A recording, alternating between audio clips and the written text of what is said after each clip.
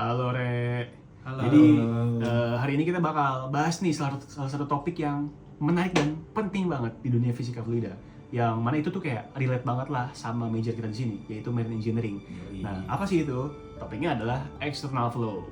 Nah, di sini kita bahas pelan-pelan dulu ya. Nanti kita bahas makin dalam seiring berjalannya video.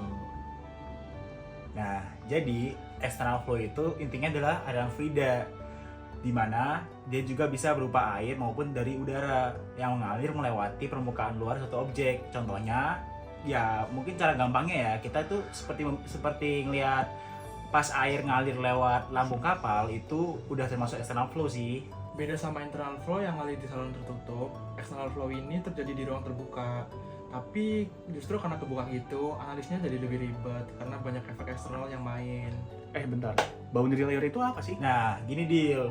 Jadi, boundary layer itu lapisan tipis fluida dekat permukaan benda, di mana kecepatan fluida berubah drastis dari nol di permukaan sampai kecepatan bebas. Lapisan ini penting karena disinilah gesekan paling besar terjadi, bisa laminer atau turbulen. Oh iya, ngomong-ngomong soal turbulen itu selalu jelek atau bagus sih efeknya sebenarnya? Nah, nggak juga bro. Turbulen sendiri itu memang sih bisa bikin boros, tapi juga kadang diperlukan loh. Kenapa? Karena biar alirannya itu nggak terlalu misah yang cepet gitu dari permukaan. Makanya dibutuhkan desainer kapal yang cermat. Terus gini nih, external flow juga nyebabin dua gaya utama, pressure drag dan friction drag. Pressure drag karena beda dari tekanan depan dan belakang, sedangkan friction itu terjadi karena gesekan lambung kapal dan air laut. Kalau menurutku ya, jadi gimana deh? Kalau yang aku bingungin sih ini, kalau bentuk kapal kita jelek, itu apakah dragnya makin gede ya? Yoi, kalau ujung terlalu tumpul, permukaan terlalu kasar, maka dragnya akan makin gede, sehingga BBM-nya pun akan makin boros. Makanya, external flow ini tuh kayak penting banget buat dipakai buat memperhitungkan efisiensi kapal. Sekarang giliranku nih, kita masuk ke contoh aplikasinya di dunia nyata. Pertama, jelas dari desain lambung kapal.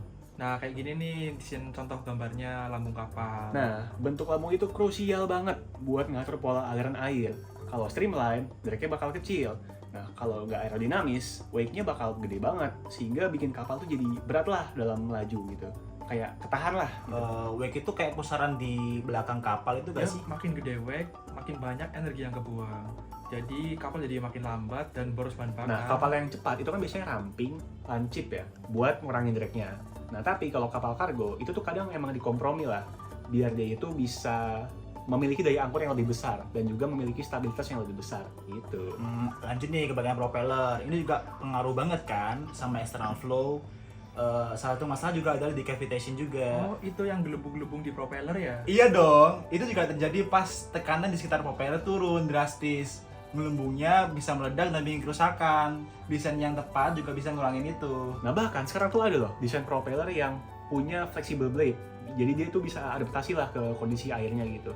Nah, semua ini tuh ada karena ada analisis dari external flow ini. Dan jangan lupain hidrofoil juga. Kapal ini bisa terbang di atas air karena foil di bawah kapal ngasih lift kayak sayap pesawat. Bang. Jadi itu makin cepet jalannya gitu kah? Karena dia makin tinggi keangkat gitu, jadi dragnya berkurang. Betul banget Dil.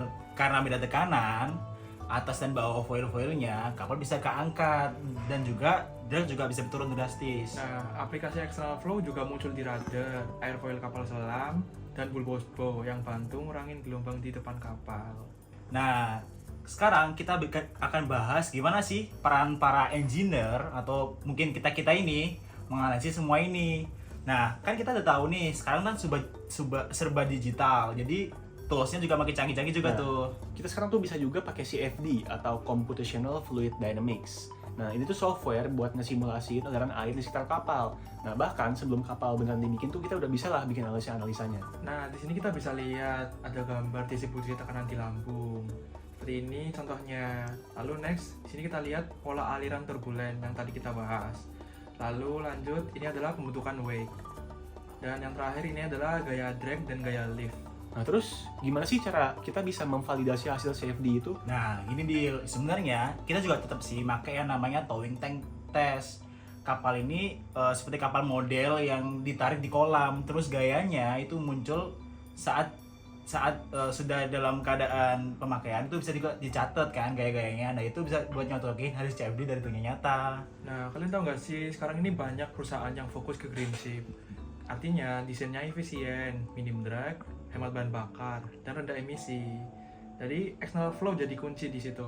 Oke, jadi external flow itu kayak penting banget ternyata ya, bukan cuma teori doang. Ini elemen yang penting buat desain kapal agar efisiensi energi bisa tinggi gitu. Mulai dari bonded layer sampai cavitation, semua itu bisa bikin kapal lo irit atau malah tambah boros. Nah dengan teknologi CFD ini kita bisa desain kapal yang lebih canggih dan ramah lingkungan.